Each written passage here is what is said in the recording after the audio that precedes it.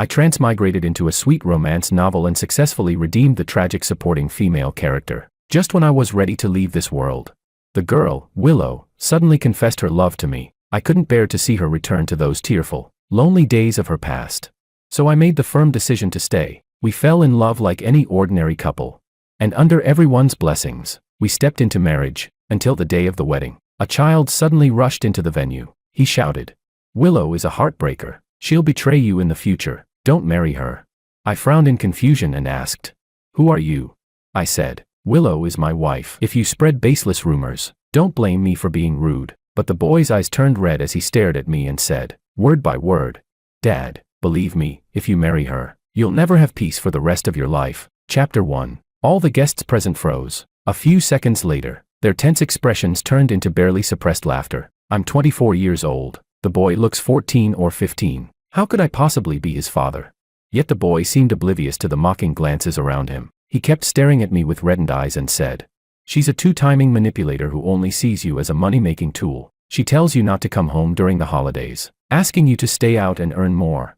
But the real reason is that she doesn't want you interrupting her private time with another man. She's been entangled with that bastard Makoto for over 10 years. At the mention of Makoto, my whole body turned cold. He was the male lead in the novel, the man Willow had secretly loved for more than a decade. But how could this child know about Makoto? Finally, Willow spoke. She bit her lip and said, "What nonsense are you talking about? Makoto and I haven't had contact for a long time." Then she looked at me nervously. "George, don't listen to him. We haven't even met each other." Chapter 2. Willow wasn't lying. Makoto hasn't returned since he went abroad 4 years ago. During these 4 years, our relationship has been great. We never once argued over this past unrequited love of hers. I nodded and said, "I believe you." The boy eagerly responded, "Dad, she's lying, let me tell you." But before he could finish, the hotel security arrived late, grabbed him, and tossed him out of the venue. Family and friends said, false alarm, continue, continue. Where did we leave off earlier?" People raised their glasses to lighten the mood, but it was clear that the tension was beyond repair. The venue was in disarray, flowers scattered everywhere, and the host was frozen in shock. Never having encountered such a scene before, the hotel management came to personally apologize, offering to compensate us and host another wedding. Willow was furious. Her face red. She shouted, "How could your security be this bad? You couldn't even handle a child. Do you realize this is my once-in-a-lifetime wedding?" Willow, usually gentle and considerate, rarely ever got angry. Once the crowd dispersed, she leaned her head on my shoulder and spoke with a tone full of grievance.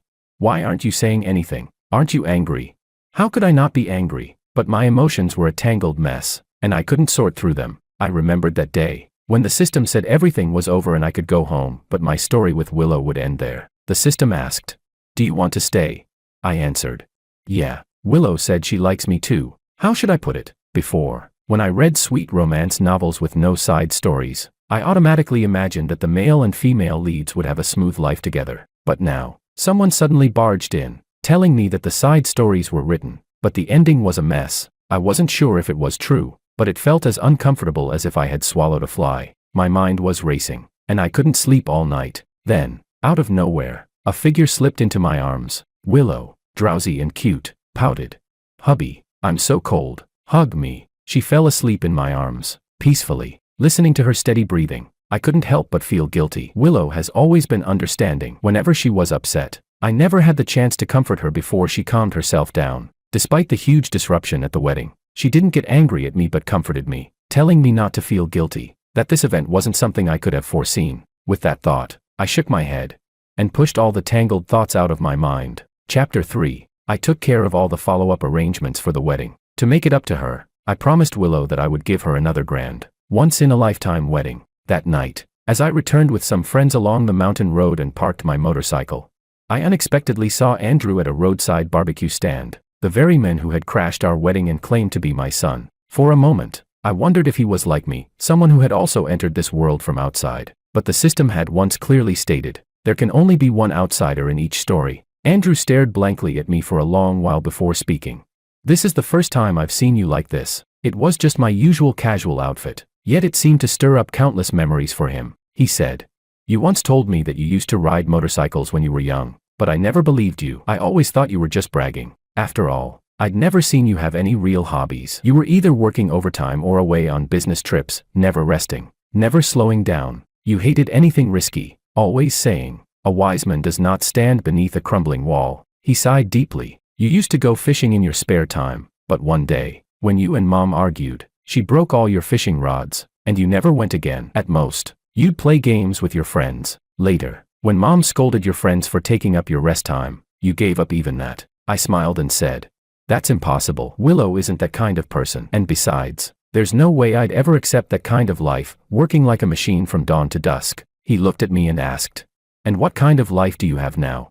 Even though I was still technically an orphan in this world, the system had given me an identity. I studied here, pursued Willow, fell in love with her little by little, and made some good friends along the way. I had a stable job, my own circle of hobbies, and was about to start a family with the woman I loved. I smiled and said, "So no, I'm not like what you described. I'm happy with my life now, and I wouldn't change it just because of a few words from someone else." Finding his behavior strange, I turned to leave, but Andrew reached out and grabbed the corner of my jacket. He said, "Then what if Willow is pregnant? What if you're about to become a father?"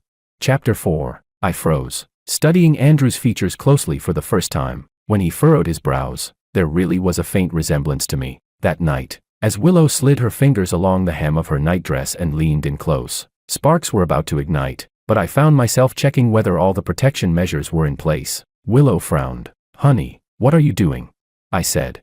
"It's nothing. I was just thinking, what if you accidentally got pregnant?" She cut me off, clearly annoyed. "I don't want to have a kid this young. Who would take care of it? Didn't we agree on this already? I still have so many places I want to travel to. I'm not giving up my life for a child." I hurried to explain. No, I meant if it happened by accident. I just want to be prepared. That's all. Right now, I'm the only one working, and if we had a baby, expenses would go up. It would definitely affect our lifestyle." She frowned. "Don't tell me those things. If it really happened, you'd obviously." Willow stopped mid-sentence, suddenly realizing something. She looked at me and said, "George, you believed him, didn't you? You really think he's your son?" She continued, her tone trembling. "You've been acting strange ever since that man appeared. You believe what he said, don't you? You think I'll betray you someday, right?" I was stunned. Willow's voice grew muffled. She choked slightly as she spoke. "He's just a stranger, but you're already letting his words define our future." In the darkness, I reached out and pulled her into my arms. She nestled against me and whispered softly, "I know you've been under a lot of pressure lately, with work, and now planning the wedding again. I understand. But still, being doubted by someone you love, it really hurts." The next day, Willow decided to go to the hospital for a checkup, just to put my mind at ease. As always, she didn't have the courage to look at the test results first. She left them for me to read and tell her later, while I sat in the waiting room, staring blankly at the report in my hands. Andrew appeared and took a seat beside me. He said, "My birthday is July 23rd, 9 months later." The report showed that Willow was already nearly a month pregnant. Andrew sighed. "You're being foolish." I frowned. "What do you mean?" He said, "Love and effort should go both ways. Family responsibility should never rest on one person's shoulders, right? If you're short on money, then why keep up those extravagant expenses? What's the point of redoing the wedding?" I sighed. Willow said it's her once-in-a-lifetime wedding. He interrupted sharply. "There are plenty of once-in-a-lifetime events in life. We give them meaning to celebrate life, not to torture ourselves. Pregnancy is also a once-in-a-lifetime thing. Yet Willow insists on staying in a postpartum care center that costs $200,000 a month. Would you agree to that?" I replied. "We'd have to live within our means." He laughed bitterly. "That's what you think now. But it's not like you gave in all at once. You just kept compromising, one step at a time. And while you're working yourself to death in a foreign land. Do you know what Willow is doing?" Chapter 5. I looked at Andrew, hesitation swirling inside me. As I turned to leave, he called out again. "You still don't believe me, do you?" I replied.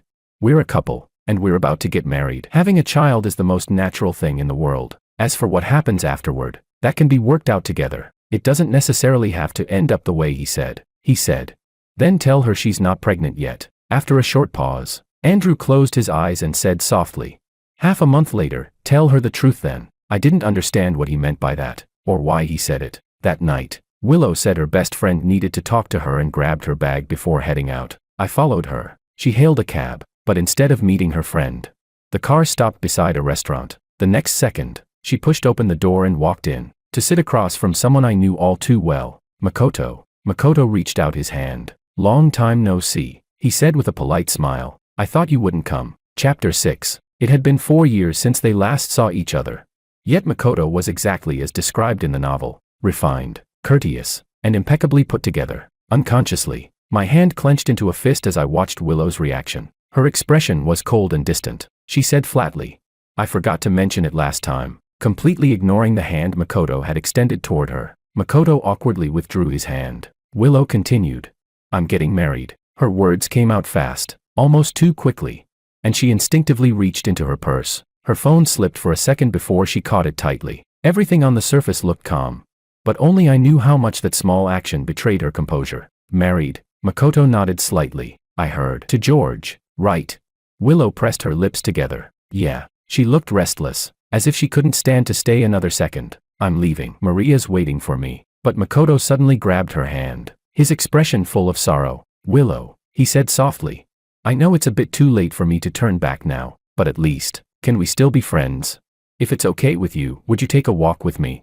Chapter 7. As soon as the words left his mouth, Makoto realized he had lost control. He quickly released her hand, stood up first, apologized, and walked out of the restaurant. Through the glass door, I saw him shake his head in quiet disappointment. Willow froze for a moment, then hurried after him, her steps unsteady. She was about to push the door open but paused halfway, closed her eyes, and took a deep breath before walking out. From behind the glass, I couldn't hear what she said. I only saw her lift a hand to wipe the corner of her eyes. In the end, Willow didn't reject Makoto. The familiar street was covered with scattered golden leaves, lonely and quiet. Before Makoto went abroad, Willow used to accidentally run into him on this very road. Her eyes would always shine with excitement, until they dimmed again when she saw the heroine by his side. Each time, I followed behind her. When she turned around, I would smile and say, "Why are you heading back already? You waited all this time just to walk this road, didn't you?" The younger Willow would blush, flustered at being found out. I'd add, "What a pity to leave now. The person I was waiting for stood me up too. Why don't we walk together?" She'd press her lips and mutter, "I wasn't waiting for anyone," but her ears were burning red. I'd shrug and say, all right. You weren't waiting for anyone. Let's just say I invited you." The truth was, the person I was waiting for was her. But just like Makoto couldn't see her, Willow couldn't see me either. She rejected my offer.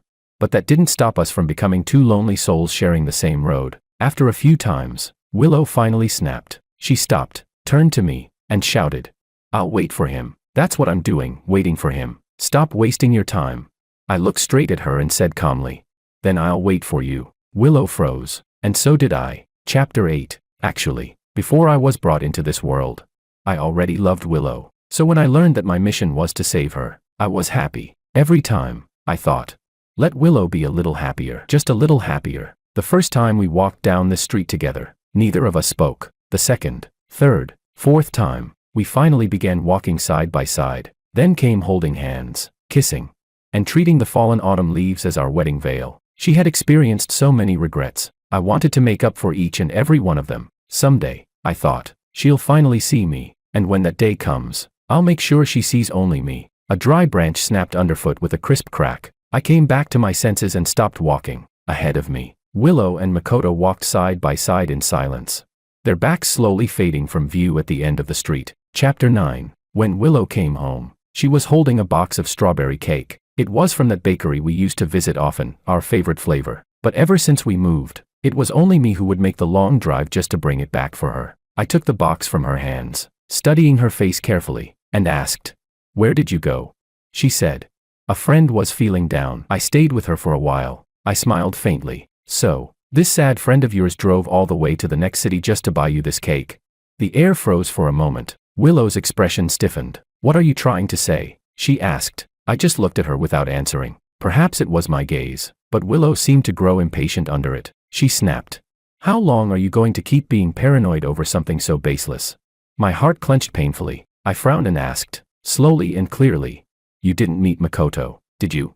Willow froze, realizing what I meant. Her face twisted in disbelief. She bit her lip and said, "You followed me." Chapter 10. She let out a long sigh and said, "Makoto came back to the country a few days ago. I only found out today. He wanted to catch up with old classmates, not just me." I asked, "Then why didn't you tell me?" She lowered her gaze and said softly, I didn't want you to overthink it, and now that you've seen it yourself, you know we just met once, I replied. Just once. A bitter laugh escaped my throat. Willow frowned. Can you stop being so passive-aggressive? What exactly did we do? Were we being flirty? Did we hug? Did I betray you in any way?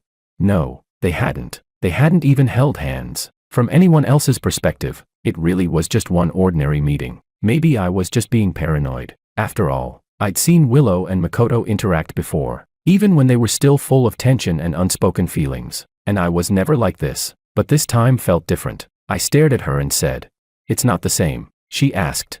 "What's not the same?" I said. "How could you walk that road with someone else after walking it with me?" She scoffed. "It's just a road, just a road." On that road, I had waited for her, for so long, through the wind, the rain, the thunder, and the blazing sun, waited for what felt like forever. Until she finally turned around, and to her, that road was just another place, something she could walk with anyone. Meaningless. I asked quietly. "Then why did you wait there every day before?" Willow froze. I said. "You know, don't you? Back then, you were just like me, you knew it was different." Chapter 11. I couldn't even remember the last time Willow and I had a Cold War, but this time, our friends seemed more anxious than we were. Ever since the last wedding disaster, they had all been waiting for the next one, waiting for everything to finally settle down. I said to them. She met with Makoto. There was a brief silence on the other end of the line before one of them cautiously asked, "Anne, what did they do?" I hesitated. When I really thought about it, it was nothing more than a walk. Nothing technically wrong. The friend sounded puzzled. "That's it. That's really nothing, man." Just as I expected, he continued. "If they walked together openly, doesn't that mean she's really let go of the past?" "George, be honest, are you still hung up on what that kid said?"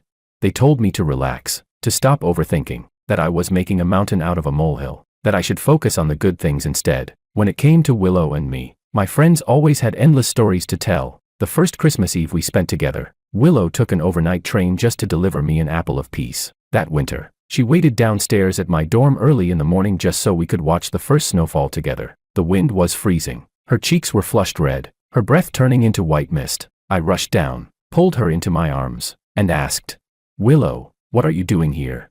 She huffed softly and said, "Don't you get it? If we stand in the snow together, it counts as growing old together too." Willow had never touched a needle and thread before. But she still tried to knit me a scarf, pricking her fingers until they were covered in tiny drops of blood. Those memories felt like they happened just yesterday. And maybe my friends were right. After all, we had gone through so much together. They had only met once after 4 years, just walked a short stretch of road together. What could that possibly mean?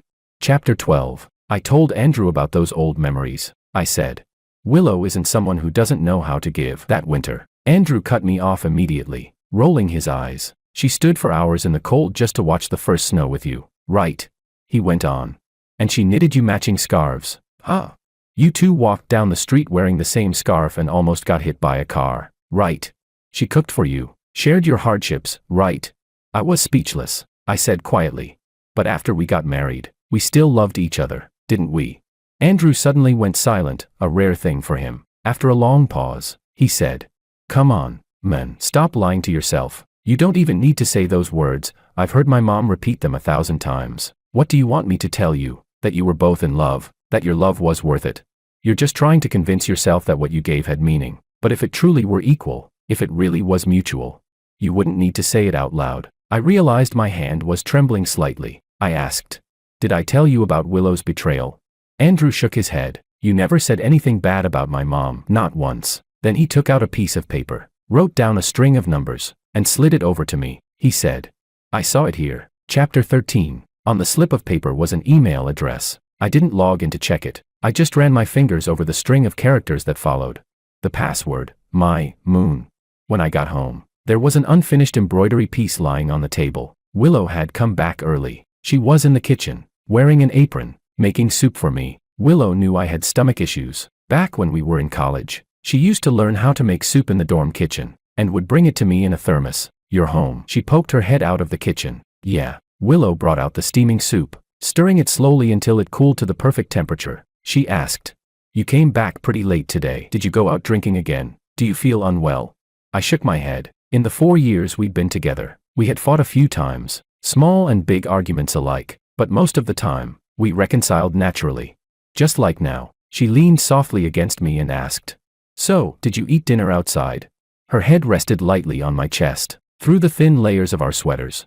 I wondered if she could hear the heartbeat that had always belonged, half, to her. I nodded. "Yeah, I ate a little." She smiled faintly. "If you get hungry later, I'll make you something else." Willow straightened up, then began talking about the new wedding plan I drafted for her. She said, "I don't think the date you picked is very good. Let's change it to this one. It's the luckiest day for weddings this year." Then she continued, "Also, can we switch the hotel? It's a bit more expensive, just a few hundred more per table, but the food is so much better. And for the honeymoon, I want to go to this little island my friend recommended. We could stay there for a while, the weather's lovely." Her eyes sparkled as she spoke. She said a lot, even reminded me to make sure the hotel's security team was extra careful this time. While she spoke, she touched the ring on her middle finger and said softly, a little aggrieved, "It should have already been on my ring finger by now." I brushed the back of my hand gently against her cheek and asked, "Is there anything else you want to tell me?"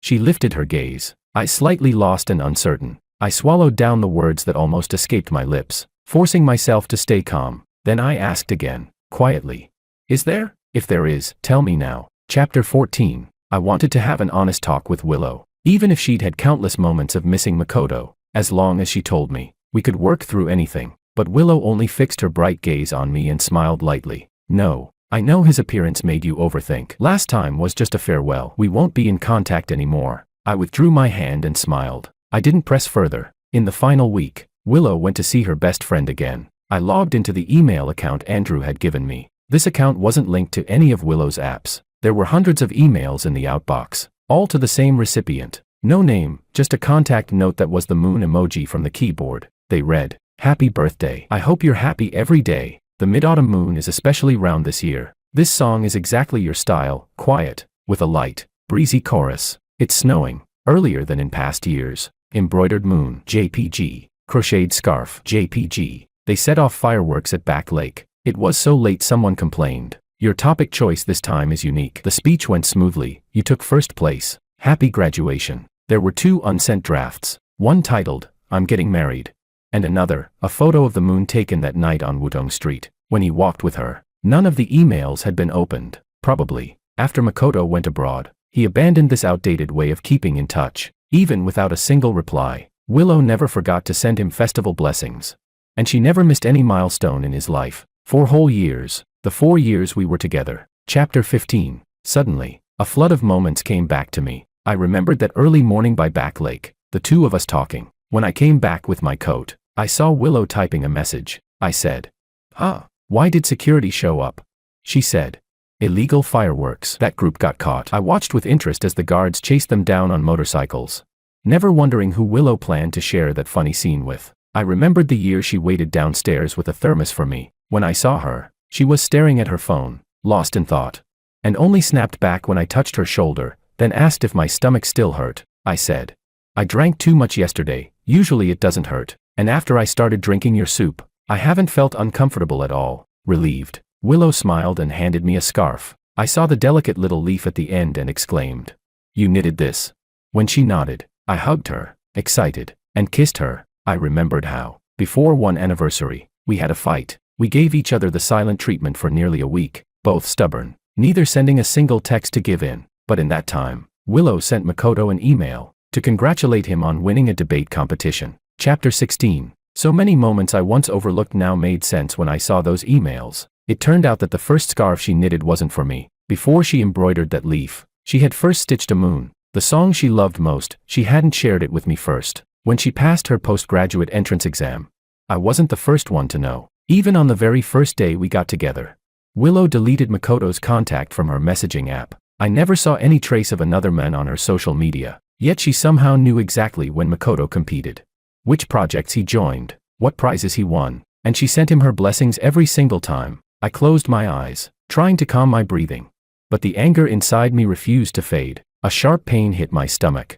I bent down beside the couch, clutching it for support, and threw up into the trash can. The wedding plan booklet on the table looked blindingly white. I tore it into pieces and threw it away. Chapter 17. I went to find Andrew. From a distance, he looked paler than when I first met him. The loose-fitting clothes hung off his thin frame. When he squatted down, he curled like a shrimp. He was frowning, as if in pain, I hurried over to help him up. "What's wrong?" I asked. I tried to hail a cab to take him to the hospital. But Andrew grabbed my arm and straightened up again. He shook his head. "It's nothing. Maybe I just ate something bad." I asked him. "When we separated, was it ugly? Was it bad?" His smile froze. His fingers tightened around mine until his knuckles turned white. His eyes reddened. After a moment of silence, I realized what he was thinking. I sighed softly and said, "I'm sorry you had to see all that. It must have hurt, didn't it?" Andrew couldn't hold it in anymore. Tears rolled down his cheeks in big drops. Choking up, he said, "Dad." I looked at his trembling shoulders and gently patted his head. I said, "How about Dad makes you something tasty? Will you forgive him then?" Chapter 18. Andrew said he wanted to eat my cooking. Orphans are supposed to be good at taking care of themselves. But I've always been rough around the edges. As long as I could survive and stay full, taste never really mattered. Seeing how hungry he was, I quickly fried some egg rice and made 2 simple vegetable dishes. He ate with satisfaction, mouth full, choking several times from eating too fast. "Slow down," I said, patting his back. I could feel his ribs beneath my hand. So thin. How could he have become this thin? At the wedding, he'd seemed strong, even a little sturdy. I asked, "How did you end up here?" "After we separated, she and Mako, did she marry someone else? Did he ever hurt you?" Then I asked again, quietly, "What were we like before? Was I a good father?" Andrew had a mouthful of rice. But his answer came clear and firm. "We were great. You're the best dad in the whole world." Looking into his earnest eyes, I suddenly felt something warm spread through my chest. I smiled. "Really?" He nodded hard. "Really?" Chapter 19. Andrew said he wanted to go to the beach with me. I agreed. I guess in my past life I must have taken him to the seaside many times. When I was taking Andrew to the airport, Willow called. She had just gotten home and asked, "Why aren't you home?" "Sneaking out to work overtime again." "I thought we weren't going to have kids. Why work so hard? And why hasn't the food in the fridge been touched? Is my cooking that bad?" The truth was I'd already moved out, but I hadn't taken any of my things with me. I didn't want any of them anymore. Willow kept fussing on the phone. "Don't push yourself so hard right before the wedding. Skipping meals and working overtime while planning a wedding. How can you survive that? It's going to be a big effort. I'm worried you'll faint on stage. Also, honey, I brought you a present. Are you sure you don't want to come back and see?" "Fine. I'll come see you. It's been a week. I miss you." I said nothing. Willow paused. "Honey, can you hear me?" Only when the airport announcement sounded in the background did she realize something was wrong and ask where I was. I looked at Andrew, who came running over with a drink, patted his shoulder, and said in a calm voice, "Willow, let's break up." Chapter 20. Andrew had a good eye for places, warm and bright. The sunset alone could wash away a whole day's fatigue. The only downside was that Willow nearly blew up my phone when we landed. Andrew was wildly excited. I blocked Willow and turned my phone off. He seemed even thinner. Even though he'd been eating with me, there was no meat left on his face. I noticed he had many scars, on his head, arms, legs, very visible. The one on his neck looked especially new and shocking. "Are you hurt?" I asked. He turned his head and said nonchalantly, "Dad, you don't know, I like extreme sports. These are from crashes." Pointing at his head, he added, "This was from rock climbing. The rope wasn't tied right and I hit a rock." I asked, "What about your neck? Who did that? Did someone bully you?" He scoffed. "Please." Andrew stood up, a little skeleton-like, and puffed his chest. "I used to be the boss around here. Who dare bully me?"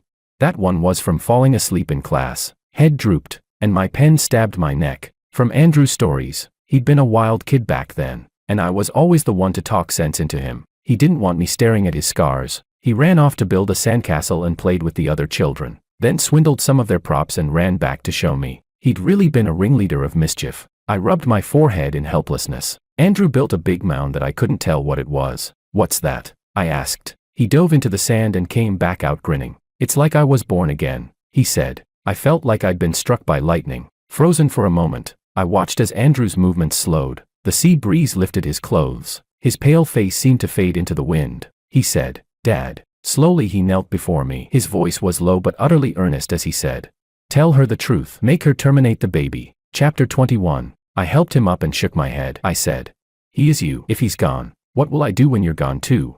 He laughed and said, "Well, then you can just raise a dog." I looked puzzled. "Have I ever raised a dog?" He said, "Yeah." Andrew said vividly, "Sure. A little bastard dog just like me, totally ungrateful. Such a troublemaker. Before you picked it up, it was just a stray, like you." I laughed. I said, Then how could it possibly be a stray dog? Andrew tilted his head and looked at me. I said, "A dog like yours, Dad would definitely have taken it home." Chapter 22. These days, I can't shake off a deep sense of unease. The sun is shining brightly, and Andrew is out on the sea riding a jet ski, waving at me from afar. Yet I can't help but feel that he won't come back. George. I turned my head and saw Willow, someone I hadn't seen in almost half a month. She'd lost a lot of weight, dark circles under her eyes, and her lips were terribly dry. I asked in confusion, "What are you doing here?" She burst out in anger. "Why can't I be here? You just left without a word, without saying anything." Halfway through her words, she placed her hand on her slightly swollen belly. Her lips trembled as she said, "Why did you lie to me and say I wasn't pregnant? Why did you leave me right before the wedding?" She bit her lip and said, "This is our child, George. I swear nothing ever happened between Makoto and me." I rubbed my temples and sighed. "No, that's not what I meant." "Calm down first," she said. "No, you're coming back with me." Willow closed her eyes for a moment, then said in a trembling voice, "No matter why you suddenly sentenced me to death, at least give me a chance to explain. Let's go back and talk it out. Don't do this. Don't treat me like this." Looking at her in such pain, I found it absurd, and yet, deep inside, I couldn't help but feel a flicker of sadness. I said, "Willow, you've always had regrets, haven't you? Regrets that I could feel the very first moment I saw that email password. My moon. The thousand-some days and nights I spent with her could never fill that emptiness." Chapter 23. Even now, it's true that nothing ever really happened between them. She could still explain it away. They only met once. At worst, over the past 4 years, she sent more than 100 unanswered emails. At most, it could be called one-sided concern for a friend. But in the 17 years after we got married, they must have met many times, had many meals together as friends, and then, at some point I'll never know, they started holding hands, hugging, kissing, sleeping together. Her feelings for me changed, from guilt to disgust. Maybe once, Willow really did love me, really wanted to spend her life with me, but no one starts off being unloving. Chapter 24. I had just opened my mouth to speak when, in the next second, a wave of dizziness suddenly hit me. The sun split into two in my vision. I blinked. It felt just like my first day here. Willow held onto me, but in the next instant, Andrew came running and slapped her hard across the face. He shouted, "Get away. Stay away from him." That small, skinny child didn't even seem to know where his strength came from. He knocked Willow to the ground with that single slap. Willow covered her face in shock. "It's you. You're the one who took him away." She staggered, trying to get up, but Andrew pinned her down with all his might. He struck her again and again, yelling, "You're not taking him. You don't deserve him." My vision grew blurrier and blurrier. I wanted to go over and pull them apart, but my body had no strength left. In the next moment, I saw a blur of red trickling down along Willow's thigh. The child. Andrew. I couldn't help looking at him. He looked back at me, his eyes were full of sorrow, yet he smiled. The scene before me faded rapidly, everything pulling away into the distance. "Dad." I heard Andrew scream hoarsely, his voice breaking apart. "Come home." "I'm sorry, Dad." Chapter 25. When I opened my eyes again, I was back in my original world, back to being 18, the age I was before I crossed into that book. It was as if everything had just been a dream, one that vanished completely upon waking. The book in my arms had been warmed by my body heat. I opened it, only to find that the ending had changed. The second female lead, who had vanished without a trace halfway through the story, had now become the main heroine, and my name was written, clear as day, in the position of the male lead. The story of redemption had turned into a story of a wife searching for her husband. Willow had miscarried, and gone insane. Truly insane. The text of the book read. Blood slowly flowed from between Willow's legs, and Andrew's face grew paler and paler. Willow tried to call out to George for help, but no matter how much she screamed, he just stood there, as if he couldn't hear a thing. She struggled to crawl toward him, but Andrew clung to her tightly. Her body felt heavier by the second, her mind growing hazy with fear. She wanted to slap Andrew away, but her hand only met air.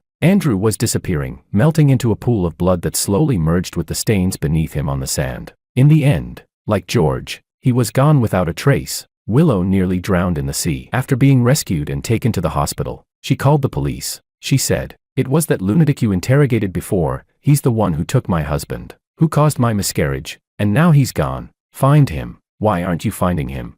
The confused looks of the police only made Willow angrier. She soon realized that everyone else seemed to have collectively lost their memories. No one remembered George. No one remembered Andrew. There was no record of her ever being pregnant. Willow refused to believe it. She called her old friends one by one, the wedding guests, even reached out to Makoto, Every answer was the same, none of them remembered. Makoto held Willow in his arms, looking at her with pity. "You're sick, Willow. You look terrible. Let's go for a walk." "Okay." "Yeah," Willow said coldly, staring at him. "It was on that walk, with you, that he started to hate me." Then she went mad, running wildly through the streets. Makoto tried to stop her, to pull her into his arms, but the crazed Willow slapped him hard across the face. After a while, she finally quieted down. Makoto said, "Willow, I'll take you to the hospital. You're just sick. I don't blame you." But Willow only stared past him, her eyes burning. "There," she said. Makoto turned around and saw a pile of fallen leaves. Willow said softly, "You know what? We kissed there once, right in the leaves. It was so romantic." George said the golden sycamores were my wedding dress. Makoto thought Willow had lost her mind. He finally found a chance to tie her up and take her to the hospital. The doctor diagnosed her with bipolar disorder. She wandered aimlessly day after day, sneaking out whenever she got the chance, just to ask strangers about George. Her family, unable to stand it any longer, sent her to a psychiatric hospital for mandatory treatment. Willow insisted she wasn't sick. George was real. It was everyone else who had gone mad, forgetting him. She couldn't understand that this was all just the world inside a book. She had once been happy. It was she herself who had turned her ending into something tragic and unfinished. Chapter 26. 18 is such a wonderful age. That year, I got into my dream university, and also received the mission reward from the system's final settlement. Back then, my choice had been family. I had longed for a home for so long, and now, I had one, a father and mother who loved me, grandparents who doted on me. I studied hard and ranked among the top students. My parents would come to visit me at school during every holiday, take me traveling. I made many friends and was never lonely again. Everything went smoothly. I graduated, built my own career, and lived a steady, fulfilled life. But sometimes, I still thought of Andrew. In the book, his ending had been simple. He vanished. No extra chapter, no epilogue, just gone. One day, I saw a filthy stray dog by the roadside. It was all skin and bones, yet full of energy, darting up and down walls with surprising agility for something so small. Some people tried to catch it to help, but it was too clever. Northwest one could get close, until I decided to try myself. Unfortunately, I missed grabbing the scruff of its neck. I thought it would bite me out of fear, but instead, the little thing just stared at me for a few seconds, and then rubbed its head gently against my hand. "Well, would you look at that two-faced little rascal, huh?" One of the rescue workers from before muttered through clenched teeth. "Damn thing nearly bit me the other day. Why's it so tame with George?" I brushed aside the dog's dirty fur. It was even smaller and thinner than I'd thought. There were many scars on its body, especially around its neck, where a patch of fur was completely gone. I couldn't tell if it had been fighting or abused, but when I touched it, it didn't flinch at all. I took it home. In the large courtyard, there were many other dogs. The little one froze, staring up at me with wide, watery eyes. Over the years, I'd built several rescue shelters for stray animals. Since I couldn't handle everything alone, I'd assigned most of them to others to manage. But this courtyard, this one was different. All the dogs here shared one thing in common. I smiled and said, "I told you, dogs like you will never have to wander again. Welcome home, Andrew." Andrew's extra, from Andrew's perspective. Chapter 1. I lied to my dad. The truth is, my relationship with him was never good at all. When I was little, I really liked my mom. Dad was always busy working overseas back then. I barely saw him. Most of the time, it was Mom who stayed with me. She played with me, slept beside me, took me to school. She was the only one there. So one day, I asked her, "Why doesn't Dad come home?" She crouched down and said, "Because your dad is the most irresponsible man alive. He only knows how to work. He never cares about his family. Everything you eat and use, Mom pays for it all and keeps everything together." I said, "Bad dad, bad dad. I don't want a dad like that."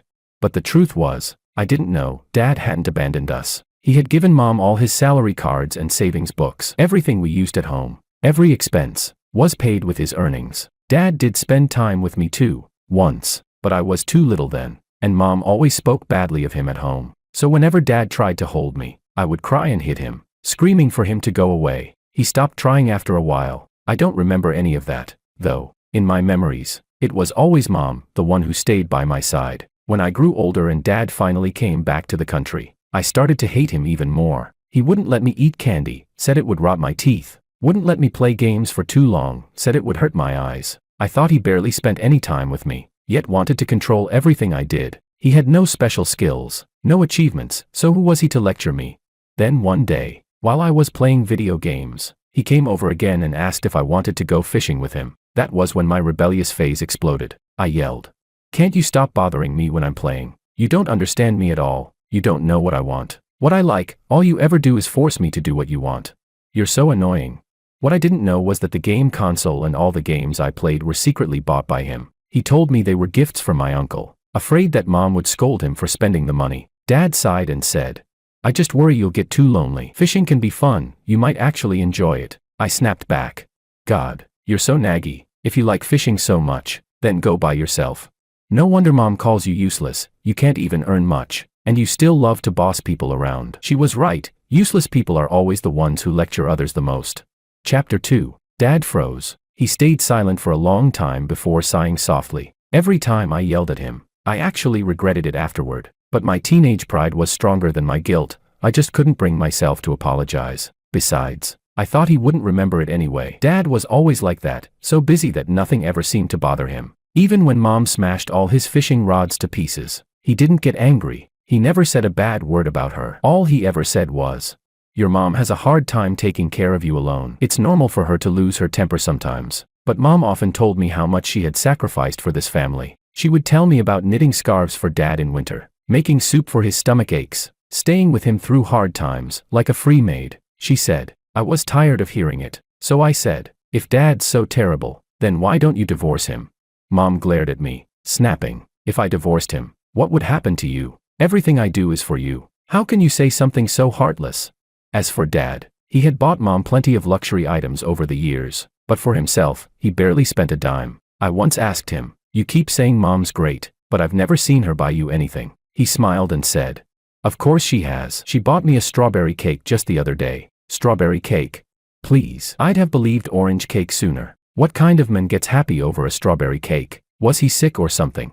I'd never seen him care about anything else in life. Well, that's not true. He did love dogs. Whenever we passed a pet shop, he'd stop, staring at the furry puppies through the glass with a soft look in his eyes. I used to think all he liked were strawberry cakes and dogs, but now I know. The strawberry cake was Mom's favorite, not his. Dad liked fried rice with egg. He liked stir-fried Chinese broccoli. He liked those small, bright green peas. I'd never seen him eat those before, so I assumed he didn't like them. Now, as I stuffed them into my mouth, my arms began to itch, but I held back from scratching, staring into his eyes. So it was because of me. My vision blurred with tears. I remembered after my graduation exams, Dad had been so excited. He had been planning for months to take the whole family on a trip, but I thought it sounded boring. I wanted to try riding motorcycles with my friends instead. It was dangerous. So of course he would try to lecture me again. That night, I snuck out quietly, but he caught me anyway. I shrugged and said, seriously, a family trip to the beach? How cliché is that?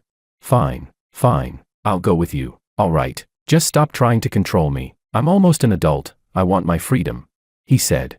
When I was young, I used to ride motorcycles too, let me tell you, but I didn't wait for him to finish. I waved my hand impatiently and ran out the door. He saw that I wouldn't listen, so he grabbed my protective gear and ran after me, texting as he went, Andrew, I'm not stopping you. Just wait a second. If you ride without protection and get hurt, you'll regret it. Take the gear with you. I rolled my eyes helplessly and told the driver to stop. I lowered the car window, waiting for him to bring it over, but nothing happened. And then, I heard a loud crash behind me. Dad was lying in a pool of blood, and across the road, I saw Mom, with another man's arm wrapped around her shoulders. Chapter 3. Dad will never speak again. He doesn't move, doesn't smile, and he won't sit at the computer to play games anymore. He will never take care of me again. Mom came over to hug me. I slapped her across the face. I bit her, slapped her, pinched her. In the hospital I screamed at her like a lunatic, calling her shameless, calling her a bitch. She didn't fight back. She just had that other man pin me to the ground and take me home to lock me up.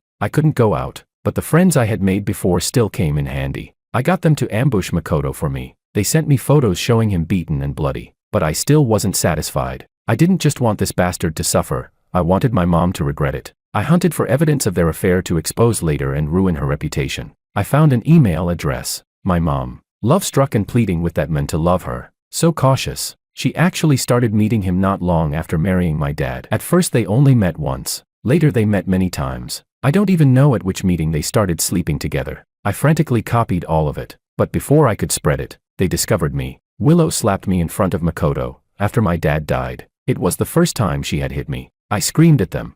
If you've got the guts, Sue me, do you even have the nerve? Willow, do you fucking have the nerve? Send me away then. Even if you all died, I still wouldn't be appeased. My dad will never come back. They not only locked me up, they confiscated all my electronic devices. They wouldn't let me out. So I banged my head until my face was bloody. If someone dies, they won't be able to cover it up. But all of that was taking too long. There were fewer and fewer sharp things in the room. After being rescued again, I fixed my eyes on the 4 needle. Facing the mirror, I plunged it through the major artery in my neck. Chapter 4. Half conscious. I heard someone speaking beside my ear. I thought I had failed to die again. I heard the voice ask, "What do you want to trade?" "My dad," the voice asked.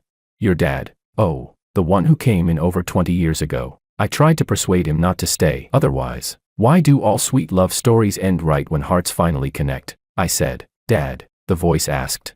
"Do you want to save him?" "Yeah," it said. "If you change the past, you'll never be born." How strange. I told him before that if he ever regretted it, he could return. He hasn't been doing well all these years. So why has he never called upon me to take him back? Why? Why did he always endure everything silently, pretending nothing happened? Why was he never angry with me, always feeling guilty, even when it was my fault? Suddenly, I remembered when I was little. Mom had gone out to play mahjong, and I got a high fever, crying until I couldn't breathe. When Dad came home, he carried me and ran straight to the hospital. "Andrew, don't cry, don't cry. Dad's here." "Dad will always be here," the voice asked. "Do you want to go back and help him, even if it costs you your life?" I murmured. "Dad," it said. "Once time is reversed, there's no taking it back. Little one, do you choose life, or do you choose?" I chuckled softly and said, "Dad, I'm sorry." The past and the present overlapped. I suddenly sat up in bed. Under the bright lights, the groom was placing a ring on the bride's finger. It was Dad. Chapter 5. After I died, I wished I could be a dog, but would he recognize me? I made friends with many puppies. Searching the world for George, a puppy friend told me that far, far away, there was someone who looked just like my dad. I ran and ran, for such a long, long time. Finally, at some street corner, a big net fell over my head. Warm hands lifted me up, and I smelled that familiar scent. It was him. Woof, woof, woof. Other people said, "This little dog is pretty fierce." Not fierce at all. I was calling for Dad. Even a puppy misses his dad.